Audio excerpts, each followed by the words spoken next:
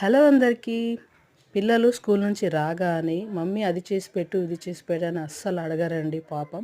వాళ్ళు ఏమైనా chips, Chocos, chocolates ఇవి తిని తిని నాకైతే వాళ్ళు తింటే నాకు బోర్ కొట్టేసింది. సో వాళ్ళ కోసం అయితే నేను ఏదన్నా స్పెషల్గా ఈరోజు చేద్దాం, చాలా రోజులు అవుతుందన్నమాట.